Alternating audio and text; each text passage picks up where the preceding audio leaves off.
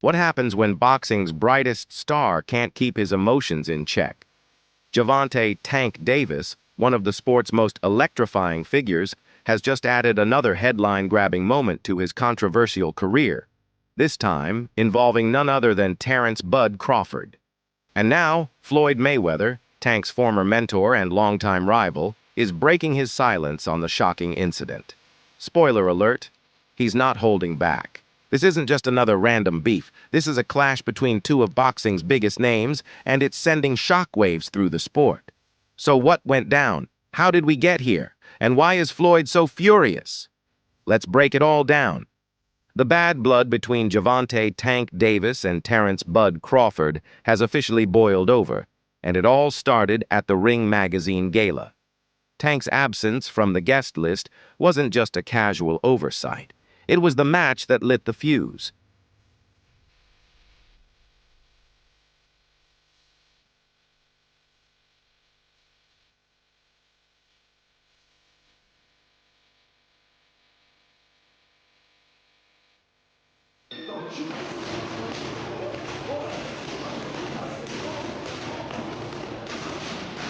Crawford, never one to shy away from stirring the pot, used the moment to call out Tank in a sly but stinging way that had everyone talking.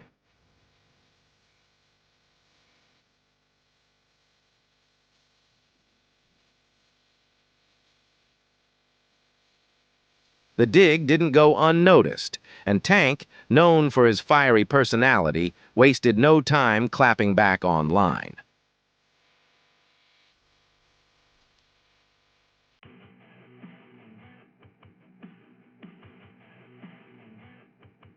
Fast forward to the gala's after-party. Reports say Tank stormed into the event looking for Crawford. Tensions had been brewing for months between the two, stemming from comments Crawford made about Tank cherry-picking opponents and ducking real challenges. The heated rivalry exploded when Tank confronted Crawford face-to-face.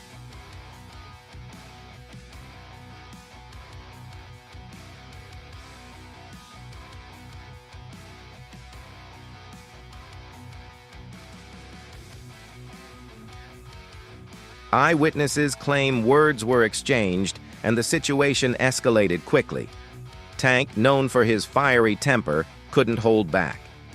Before anyone could intervene, Davis lunged at Crawford, leading to a chaotic scene that which security had to break up. No punches landed, but the damage was done. Tank had crossed a line.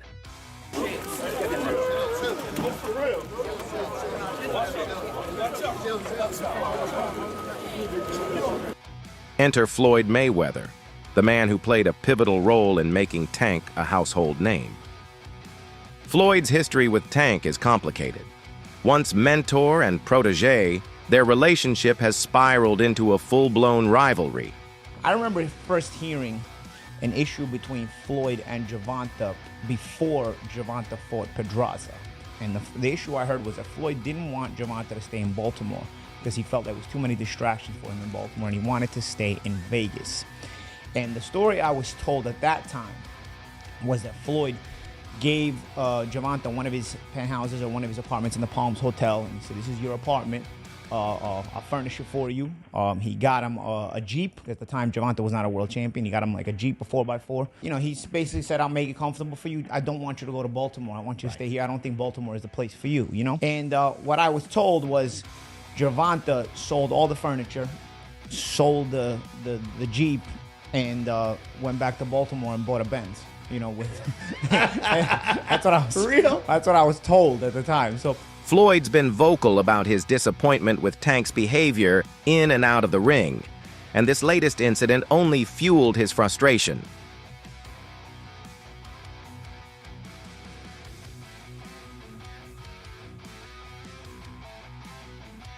According to sources close to Floyd, he's livid. In his eyes, Tank's actions at the gala were not just unprofessional, but downright embarrassing. Floyd reportedly called out Tank for losing control and tarnishing his reputation. He believes incidents like this overshadow Tank's accomplishments in the ring and make him look like a liability instead of the global superstar he claims to be. Floyd's frustration isn't just about the fight with Crawford. It's personal. Their beef has been simmering for years, with Tank publicly criticizing Floyd's handling of his career and Floyd firing back by questioning Tank's discipline. What set you off that you was like, I gotta do that? A lot of people don't know that what Floyd do. He said. So you feel like it was a sub, like he was subbing you, like, oh, like he was going at me. He was going at me, and I knew for sure he was going at me. That's why I went at him. There's no reason for me to go at Floyd. Yeah, that's what I was thinking. Cause it's, I feel like y'all got, I would say love hate, but it's been like the last interview you showed them love. This week it was whatever. But is that sometimes like, you know, is it just like big bro, little bro seeing things different, or what is it to you? No, Floyd don't never. He felt as though I'm at that point where as though I passed him. And I'm doing it at a young age. Wait, like when Floyd was 29, you'll see, bro. Yeah. That deal that I'm talking about. Yeah. Oh, that's a part of the deal. He don't know about that yet. But that's bigger than his deal. Damn. Wow. And I'm just releasing it. This is exclusive. That's exclusive. Bigger than Floyd deal? Yeah. Tank, don't cap, nigga. That's a lot of bread. You'll see. It's gonna come out. This incident was just another chapter in their never-ending feud.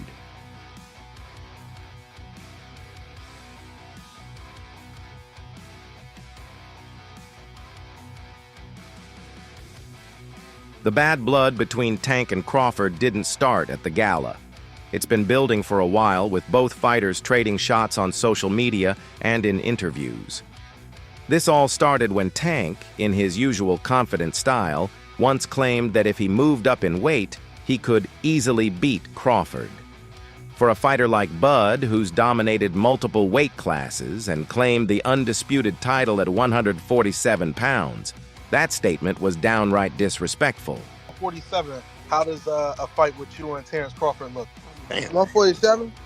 I tapped that chin. You know he going to sleep. I already know. I already know he ain't is. got no chin. I already know he is. Said no chin. I got round 5. Got round 6. Bud fired back, questioning Tank's level of competition and calling out the quality of his resume. How you feel about that fight? Is it even possible at a catch weight? Nah, ain't no catch weight. You come up to 47. Not even entertaining the catch weight. No, I'm not. He's a champ though too, undefeated. And, what champ? Come on, man, tell me what belt. You know boxing. You forgot Devin Haney is undisputed. Devin Haney got all the belts. He the champ. Nobody else the champ. I'm gonna come up here where the big boys at. All right. I'll welcome him. At the gala, Crawford's sly jab about Tank's no-show was a subtle flex, hinting he sees himself way above Tank. Tank clapped back, hyping up his star power and bank account, but Crawford wasn't about to let him steal the spotlight.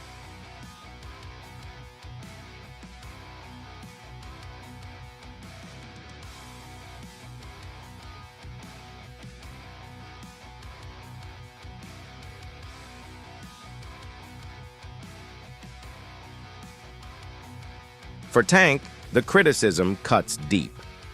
With his retirement plan for 2025, he's under pressure to secure legacy-defining fights before he hangs up his gloves. 25 is at the next year. I'm out of it. After our second fight. You're out of it? Yeah, Care to elaborate on that? out of the sport. After our second fight.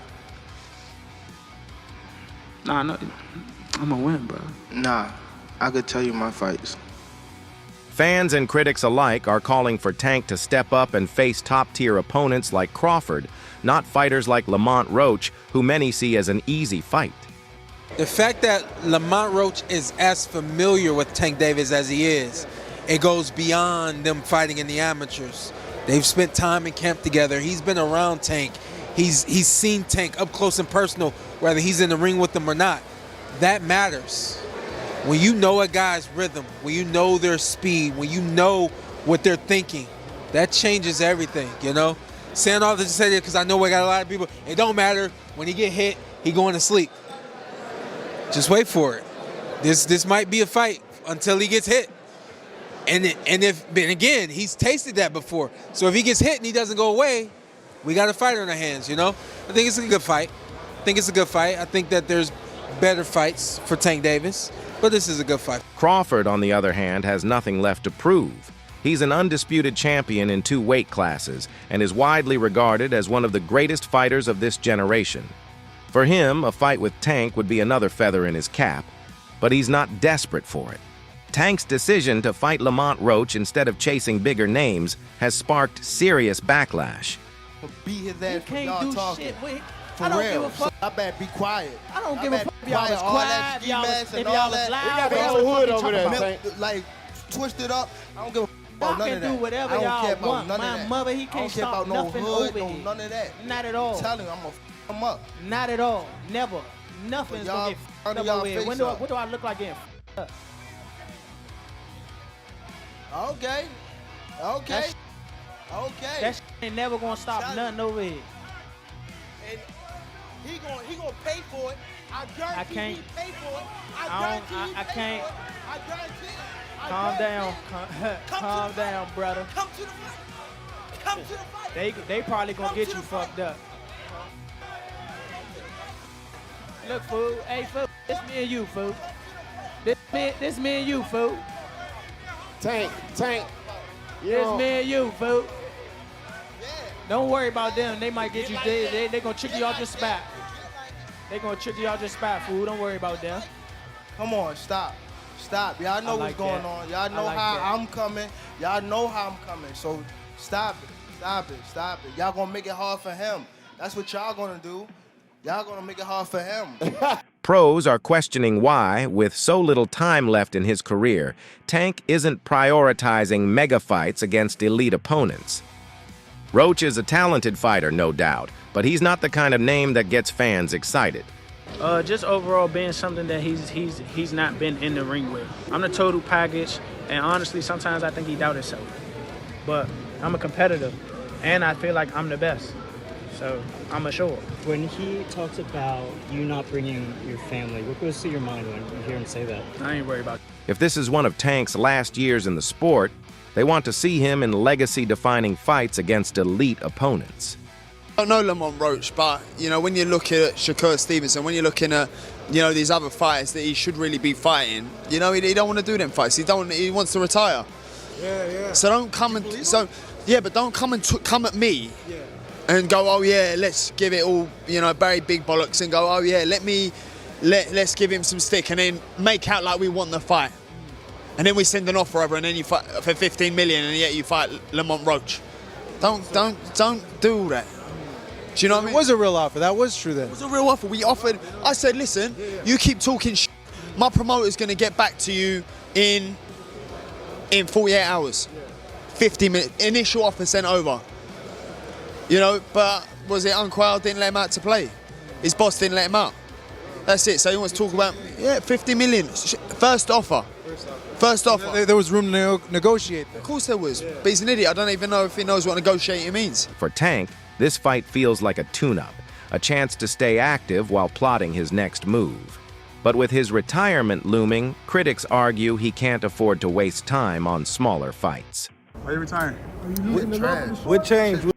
What made this shit trash, garbage? If you got the opportunity to sign a prospect for GTD, who will be? Gervonta, something should have happened during this time, because when I saw you at the Frank Martin press conference, it looked like you were the talks about retirement was not even discussed at this moment, and now it's something you keep on repeating. Is it just because obviously what you've done through boxing since you were a kid and everything? Where's Calvin Ford? Is Calvin Ford or Leonard Edelby? Usually they're around to. You think you might be gaining love for it though? You never know. Like say you got a swap today. A potential showdown with Crawford would be the ultimate legacy fight, a clash between two generational talents that could sell out stadiums and shatter pay-per-view records. Gotta ask your thoughts on Tank saying he'd knock out Terrence in 6 rounds. You think he was playing, trolling, what? Selling tickets to his new fight? Was that like his tweets? Nah, he said it on video. Huh? He said audio. He said it. He's like, if I tap that chin, he chinning. Listen, Terrence has already hired us for any of the little guys. Anybody 130, 26, 30, 35, Gary Russell, Tank Davis, cannot go to get to Terence Crawford without going through us. Rolly Romero, leave Earl Spence alone. You see what I'm saying? You come over here and you get that ass whipping too. You know what I mean? Leave them big guys alone. Stop trolling them, right? They're the best 147 pounders in the world, and they're the best 140 pounders for a reason. A fight with Crawford wouldn't just be a battle in the ring, it would be a battle for respect. For Tank, it's a chance to prove he belongs among the all-time greats. Tank Davis. Bad dude. See, what I like about Tank is Tank brings something different. You know, back in the days, everybody had something. Muhammad Ali was a mover boxer, George was a puncher, Ernest Shavers was a puncher. Everybody had something they brought to the table. Larry Holmes had a jab. Mike Weaver had overhand right. You know what I'm saying? Everybody has something. That division now is full, and Tank having to be the knockout guy of the division. He the one with the main knockout power. Garcia has it too, but Tank got that real knockout power that, like, if Tank hit one of them clean, usually they gonna have a problem. So it's like, I like Tank. Every now and then, I think when he knows he can beat somebody, he probably don't lock in as hard, but I think when they bring challenges, he locks in. Yeah, he fights to the level of his competition. He was doing that a lot. And he gotta be careful of that. 2 fights ago, he was really doing that. You feel me? So you gotta be careful of that, because if you come in and think somebody is not at your level and you underestimate them, it can get you beat. So that's the only thing I think you gotta be careful of. Other than that, Tank is a really good fighter. For Crawford, it's an opportunity to silence one of the sport's loudest voices.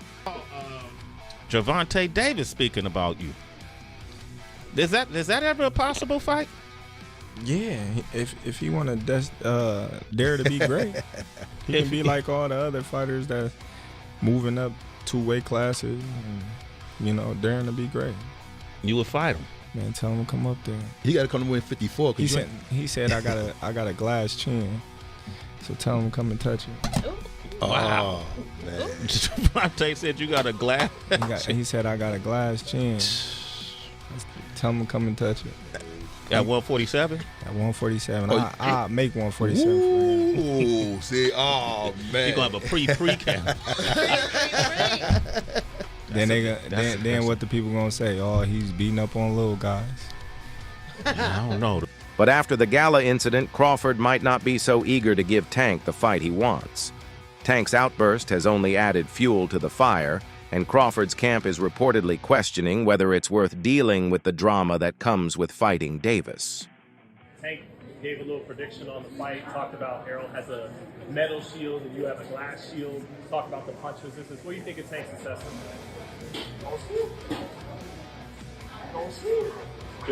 Could he get it in the future? I mean, you came up from 35, right? He ain't fighting no real guys at 47. Everyone's talking about Errol fighting the winner of Canelo and Jamel. Could you ever do that? That's too much weight. What, 168? Yeah. I ain't want to do. So you got Canelo winning then, right? Then definitely. If he fighting at 168. As for Floyd Mayweather, his message to Tank is clear: grow up. Floyd believes that if Tank wants to be remembered as one of the greats, he needs to start acting like one. But let's not forget, Floyd's criticism isn't just about tough love. It's also about their ongoing feud. When Floyd left Bob Arum, it's good for them to do it and become their own boss. And then if another guy does it, it's not good for the sport. He's disloyal. And what's wrong with Tank saying he want to be his own boss? And honestly, I've been there. The relationship between them two is very toxic. It's a toxic relationship. It's up and down and up and down. And I'm not going to elaborate to everything that I know, but it's a very toxic relationship. And that's why when I tweet stuff, I don't tweet often, but when I tweet, I may fire off 50 tweets in the day. And that's why when I tweeted certain things about the relationship, Tank retweeted it because he knows. Like, I'm not just gonna say what it is. It's a very toxic relationship. It's back and forth. And I think it will serve him best to go and be his own boss. At the end of the day, the real story here isn't just about Tank's attack on Crawford or Floyd's reaction. It's about the legacy Tank is leaving behind. With only 2 years left in his career, every decision he makes inside and outside the ring will define how he's remembered. He may or may not fight guys like Shakur or Devin. What would his legacy be then in your eyes? I think his legacy will be in his time, which he need to be respected for, that Tank did what most of the greats did in their time. One ballot, as far as I'm concerned, Hall of Famer. So based on that in his time, as far as his era, where it was loaded with fighters or fights and fighters that could have fought each other and they didn't. Every era has that same situation. I don't think they're ever going to go away or ever would be something dismissed from eras of conversation. But I think Tank Davis, understand his path and going to go by what he feels. Hey, he's young still, might change his mind, who knows? Something might happen in the next 1 or 2 fights where there's an automatic repeat or rewind of something spectacular on his way out. So that's all from today's video. If you enjoyed it, remember to leave a like, subscribe, and ring that bell icon so you never miss our upcoming videos. And don't forget to share your thoughts in the comments section. Stay tuned, and we will catch you in the next video.